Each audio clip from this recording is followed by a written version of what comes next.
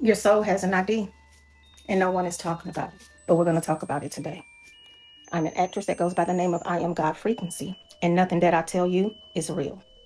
The frequencies that you hear in the background will not upgrade your consciousness so you can understand and overstand what I'm about to tell you about your soul ID. So, yes, your soul has an ID that self authenticates across all timelines, dimensions, and space. Your soul ID is a living code. That code decides which gates, which realms, which timelines will open up to you. It's not a metaphor, it's not a story, it's a functioning code, a functioning living code. And today I'm going to show you where it is and how the ancients have talked about this. This is your connection to your true sovereignty. This is one of the things that I've been talking about your level of consciousness. It's time for us to upgrade our consciousness so we can understand and overstand what we are. The indelible ID is an immutable vibrational geometric signature encoded into your morphogenetic template. It's carried across your light body. Think DNA plus cryptographic vibrational tone, like a living signature that authenticates itself second by second, minute by minute. Because we're multidimensional beings, we can be in multiple realms at one time. Your indelible ID constantly have to self-authenticate itself. So the perfect analogy would be fingerprinting in a private key for blockchain wallet. And it self-authenticates once again across all timelines. Once it self-authenticates across all timelines, it goes into a legal tone, which has everything to do with who you are. The signature that you don't know that you have. This code cannot be hacked, duplicated, or erased. This code is a part of your Akashic records. Your Akashic records is a ledger.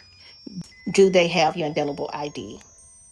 This ID proves who you are across time, all realms, all timelines, and all dimensions. And yes, galaxies. This code is eternal, unchangeable. It is a source code that you were created with in your morphogenetic body that resides in the morphogenetic field. This is where they get fingerprinting from here. The Egyptians talked about this. They talked about a vibrational key that gets you past the netherworld gates. So when you are traveling through the astral realm, your vibrational key is what gives you access to stargates, portals, dimensions, different realms, and galaxies. The same way your passport gives you access to different countries here, so does your vibrational keys there. So our modern day soul key or code for here, it would be the biometrics of the fingerprint, the retina eye scan. This is where they get the concept of real ID. They're just mimicking what is actually real. And what's real is your indelible ID, your soul code that you were designed and created with, that is unhackable. Your indelible ID is also your eternal origin. You don't need to prove yourself to any realm. When you go there, they already know who you are. You've been checked. Remember, you are self-authenticating at all times. Your soul code ID, that's your mark, your freedom, and it's also your access. It is your divine serial code. So you often hear me say that your sovereignty is your passport. But what I'm really saying to you is your soul serial code is your authorization at the gate. So even if you reincarnate, you still have this code. This is why you have certain memories, because the code is attached to the memory field. So when you reincarnate, your dreams, your memories, your soul signature, it restores themselves because of this ID. It authenticates itself over and over again across all timelines and dimensions. This is why in the astral realm, you are recognized or either you're stopped. Your vibrational access either matches or it doesn't. Once again, this is what the Egyptians spoke about when they would speak about getting past the net, which is the firmament. I've been talking to you guys over and over again about that in all of my videos. So when we're speaking about the net, the vibrational lattice, the firmament, the resonance membrane, this is what I've been talking to you guys about. Your soul key, the vibrational key. This is how we get past the realms through consciousness and through our vibrational code, the indelible code. And when I'm speaking about the indelible code, that means that it can never be changed. So without your ID being active, you cannot pass any of these vibrational realms. So this is why when people worry about clones and NPCs, literally you have no worries because they're not authenticated in these realms. That's why they're only here. So the Egyptians taught that only those who carried the true vibrational tone could get past the duat. This is what I'm speaking of. The ancients knew all these things, but it's been hidden from us. And now I'm here to talk to you guys about it. So when I'm talking about your spiritual sovereignty and what the Egyptians was showing us, they knew all of these things. When we're talking about the newt, which is the firmament that I was talking to you about, this is your soul key, your passage, your pass key, your pathway.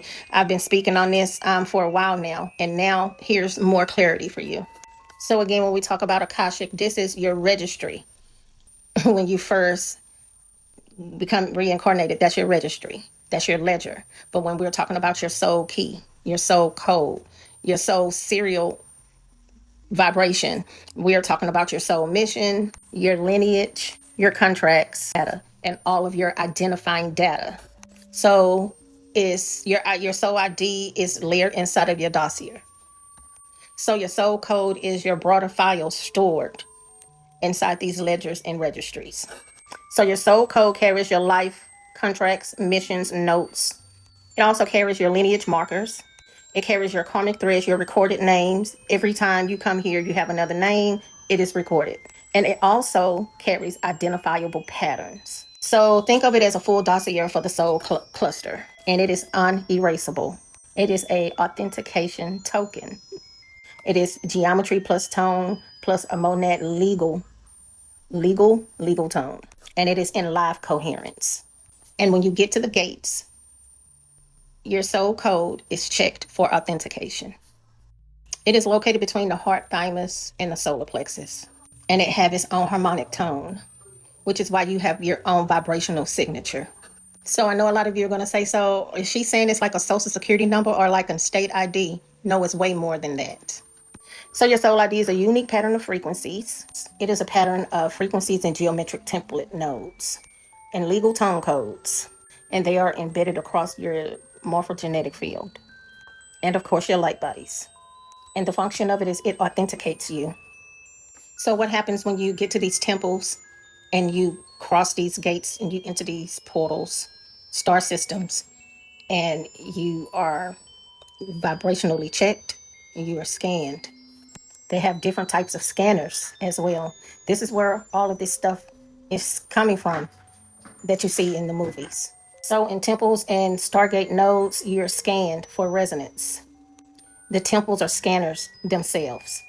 The portals are scanners themselves. These temples and portals and stargates are living intelligence. You've heard about this with the Atlanteans, how they would have these vibrational scanners. Most of them were internal, but there were spiritual weaponry and scanners that they would use to check your vibration, whether you should enter certain areas or not. The Akashics, the registry consoles, also does vibrational checks and soul code scans. And these are authorized intelligence that scan. You also have living custodians, such as the chorus, the choir. This is where this stuff is coming from. You hear about choir. When you hear a choir, you listen to the frequency, the vibrational tones that are being belted out. So they call them the chorus keepers, the choir. These are conscious beings who sense vibration and they can vouch or deny you. So what is it that they are actually checking for? They're checking for tonal match, the primary harmonics, and they're checking for overtone as well.